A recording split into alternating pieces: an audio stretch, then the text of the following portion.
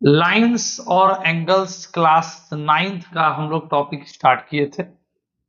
पिछला वीडियो यदि आप लोग अच्छे से देखे होंगे तो हम लोग कहां पर एंड किए थे। पिछला वीडियो टाइप्स ऑफ एंगल्स में एंड किए थे कि एक्यूट एंगल क्या होता है, ऑब्ट्यूस एंगल क्या होता है, स्ट्रेट एंगल क्या होता है। इन सभी एंगल्स के बारे में जानकारी हम लोग को मिल चुका था पिछला वीडियो। और नेक्स्ट वीडियो जो आज आप लोगों को बताया जा रहा था कुछ छोटा छोटा पॉइंट है क्लास 9 के बेस पर।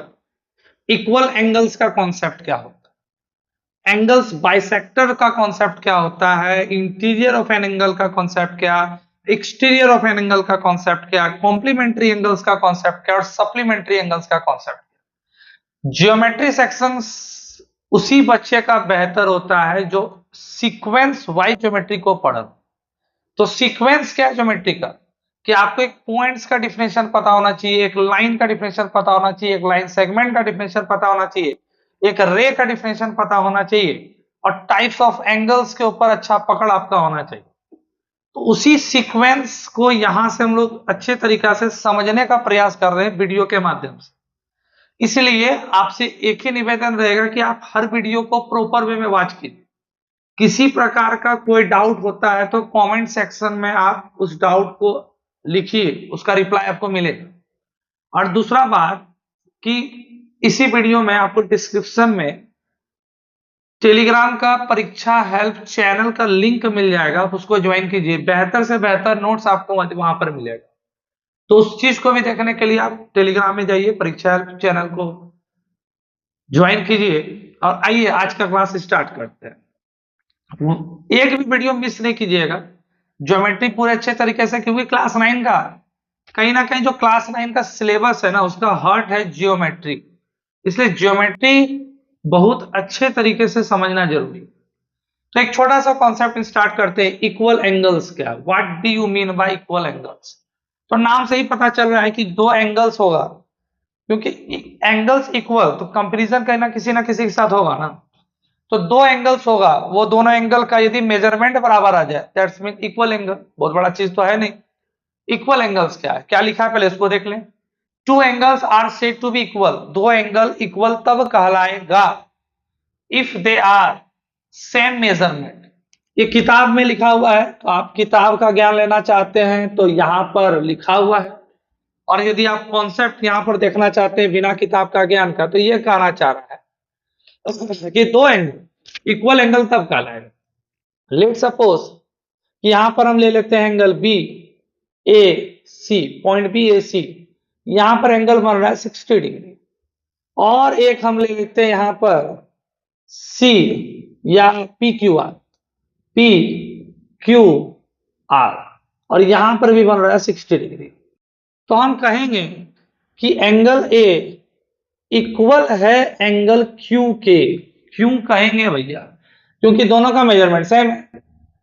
तो इक्वल एंगल का छोटा सा कॉन्सेप्ट है कि दो एंगल जिसका measurement same, these are called equal angle. तो ये बहुत बड़ा मैटर नहीं था। नेक्स्ट पॉइंट बहुत इंपॉर्टेंट है, एंगल बाइसेक्टर का कॉन्सेप्ट।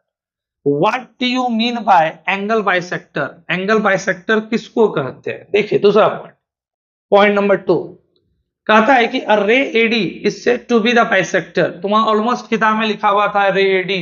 रे का मतलब पिछले क्लास में हम लोग सीख चुके हैं, is said to be the bisector of angle PAC if PAD equal to CAD. What do you mean by angle bisector? आइए आपको डायग्राम के द्वारा बताते हैं कि यहाँ एक B है पॉइंट, एक यहाँ पॉइंट A है, एक पॉइंट C है, और यहां से एक रे निकल रहा है। These are called AD रे। एंगल बाइसेक्टर का कंस्ट्रक्शन तरीका से भी हम बताएंगे वीडियो में, आप निश्चिंत रहिए। एंगल बाइसेक्टर का मतलब होता है कि यहाँ जो एंगल बन रहा है उसको इक्वली बाइसेक्ट किया गया। यहाँ एंगल बाइसेक्टर, बाय मतलब बराबर, सेक्टर मतलब बांटना, बराबर बराबर बांटा गया। तो यहाँ जो भी एंगल बन रहा है, लेट्स सपोज 60 बन रहा है तो 30-30 डिवाइड किया गया। 90 बन रहा है तो 45-45 डिवाइड किया गया। 30 बन रहा है तो 15-15 डिवाइड किया गया।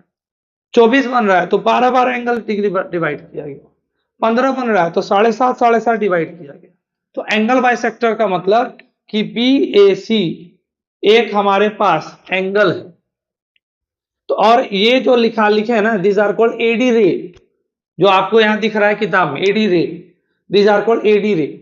ये एडी रे जो है इस पूरे एंगल को इक्वली बाइसेक्ट किया। क्या लिखा है? तो यहां पर हो जाएगा बी ए डी। एंगल लिखने का, एंगल बाइसेक्टर को लिखने का तरीका देखिए, B A D, this are called angle B A D and D A C, angle D A C, these are called the concept of angle bisector। इसी concept को हम कहते हैं एंगल बाइसेक्टर। यहां क्या लिखा है? अ रे एडी, ये एक रे है, these are called रे AD is said to be the bisector of angle BAC। ये BAC एंगल का बाइसेक्टर कहलाएगा इफ, यदि एंगल BAD, यहां BAD लिखा है, BAD और फिर लिखा है CAD और CAD, हम CAD ना लिख करके लिख दिए DAC, बोथ आर सिमिलर। चलिए वो भी लिख देते हैं। तो angle BAD is equal to angle CAD, angle CAD। This concept, तो एंगल बाइसेक्टर का कॉन्सेप्ट ये है, क्लियर होना चाहिए। Next, third number point, what do you mean by interior of an angle? Interior of angle का मतलब क्या होता है? कॉन्सेप्ट समझना मैटर करता है, कॉन्सेप्ट समझिएगा। BAC, what do you mean by angle bisector, sorry interior of angle. इस एंगल के अंदर में मान लीजिए पॉइंट डी है, मान लीजिए पॉइंट ई है, मान लीजिए पॉइंट एफ है, then point D E F is an interior of angle, interior of an angle, interior of an angle। what do you mean by interior of angle? छोटा सा concept, class 8 class 9 सब में ये सब concept आता है कि BAC को एक एंगल है, उस एंगल के अंदर जो पॉइंट है, पॉइंट डी, पॉइंट ई, पॉइंट एफ, एक्चुअल में इसी को हम क्या कहते हैं? Interior of an angle. तो तीन चीज हम लोग पढ़े, इक्वल एंगल्स, तो डायरेक्ट बोलिएगा कि दो एंगल जिसका मेजरमेंट सेम हो, this are called equal angles. यहां पर लिखा है angle A equal to angle B, या M of angle A, where M is, M का मतलब क्या? कोई कांस्टेंट लिया जा सकता है, M of angle B। Angle bisector का मतलब क्या? तो डायग्राम के द्वारा हम ज्यादा बेहतर समझेंगे कि BAC कोई एंगल है, तो AD कोई रे है, यह रे इस एंगल को इक्वल बांटेगा, this are called angle bisector. Interior of an angle का मतलब क्या? तो इंटीरियर ऑफ एंगल का मतलब होता है कि कोई एंगल BAC है, उसके अंदर का पार्ट, अंदर में यदि कोई पॉइंट हो, point D, point E, point F, these are called interior of an angle। The interior of angle BAC is the set of all points in its plane, these are called plane, this body is called plane, ये बहुत plane, which lie on the same side of AB, वो AB के same side में lie करता हो as C, and also on the same side of AC as B। अब समझिए। अब नेक्स्ट पॉइंट है, what do you mean by exterior of an angle? Exterior of an angle क्या होता है? एक पॉइंट यहां पर हम इसी में बता देते हैं, एक पॉइंट P है, एक पॉइंट Q है, एक पॉइंट R है, एक पॉइंट S है। तो P Q R S, this are, इस ये जो पॉइंट है, point P, point Q, point R, point S, तो यहां पर क्या है? हम यहां लिख सकते हैं कि point P Q R S, ठीक है, देख लीजिएगा, point P Q R S is exterior of an angle. किसी एंगल का exterior point P Q R S है। क्लियर होना चाहिए। अच्छा लगे तो इसको नोट डाउन कर लीजिए तब तक। चलिए, अब नेक्स्ट पॉइंट है कॉम्प्लीमेंट्री एंगल्स क्या होता है, इसको समझते हैं। What do you mean by complementary and supplementary? दो चीज यहीं पर समझा देते हैं। कॉम्प्लीमेंट्री एंगल्स क्या है और कॉम्प्लीमेंट का मतलब क्या होता है, ये दो पॉइंट। ठीक है, यहां लिखा हुआ है complementary angles. Two angles are said to be complementary if the sum of their measure is 90 degree. इसको समझते हैं। जैसे एक है एंगल बी और एक है एंगल ए और एक एंगल बी, इस दोनों को जोड़ते हैं और जोड़ के 90 डिग्री आता है, तो angle A plus angle B equal to 90 degree, then हम कहेंगे कि यह दोनों एंगल कॉम्प्लीमेंट्री एंगल है। एग्जाम्पल के द्वारा, एग्जाम्पल हम यहां पर एक समझते हैं। जैसे दे दिया है हमारे पास 75 डिग्री, 75 डिग्री का कॉम्प्लीमेंट्री एंगल क्या होगा? कहने का मतलब 75 डिग्री में क्या जोड़ें जो 90 डिग्री के सम के बराबर आएगा। तो 75 डिग्री में क्या जोड़ें, सिंपल सा बात है भाई। तो 75 डिग्री में यदि हम 15 डिग्री ऐड करते हैं तो 75 प्लस 15, आइए देख लेते हैं, 90 डिग्री। तो 75 डिग्री में यदि हम 15 डिग्री ऐड करते हैं, दैट्स मीन वो 90 डिग्री के बराबर आता है। तो 75 degree and 15 degree are complementary angle. और दूसरा एग्जांपल ले लें, 45 डिग्री प्लस क्या जोड़े तो 90 डिग्री आएगा। तो 45 डिग्री में 45 डिग्री ऐड करेंगे तो 90 डिग्री आएगा। और एक इंटरेस्टिंग बात, यह दो ऐसा कॉम्प्लीमेंट्री एंगल है जो एक दूसरे के बराबर होता है। इसके अलावा और कोई कॉम्प्लीमेंट्री एंगल आपको नहीं दिखेगा जो एक दूसरे के बराबर होता है। That's mean 45 as well as 45 दोनों एक दूसरे के बराबर, यानी यह दोनों आपस में जुड़ेगा तो 90 डिग्री हो जाए। और एक यहां पर पॉइंट आता है, कॉम्प्लीमेंट किसे करते हैं? What do you mean by complement angle? Complement किसे करते हैं? तो यहां पर 75 का कॉम्प्लीमेंट है 15 डिग्री और 15 डिग्री का कॉम्प्लीमेंट है 75 डिग्री। दैट्स मीन कहना ये चाह रहे हैं कि 15 डिग्री में क्या जोड़ें तो 90 आएगा, तो 75 ऐड करेंगे, और 75 में क्या जोड़ें तो 90 आएगा तो 15 ऐड करेंगे। यह एक दूसरे का कॉम्प्लीमेंट कहलाता है।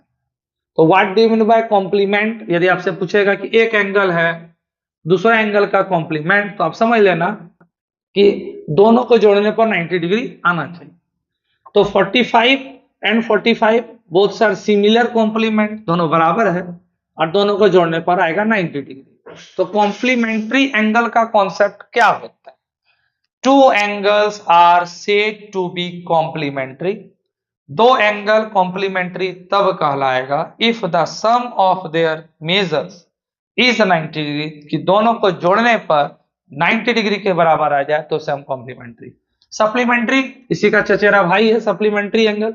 आइए उसको भी समझ लेते हैं, सप्लीमेंट्री एंगल कहते किससे।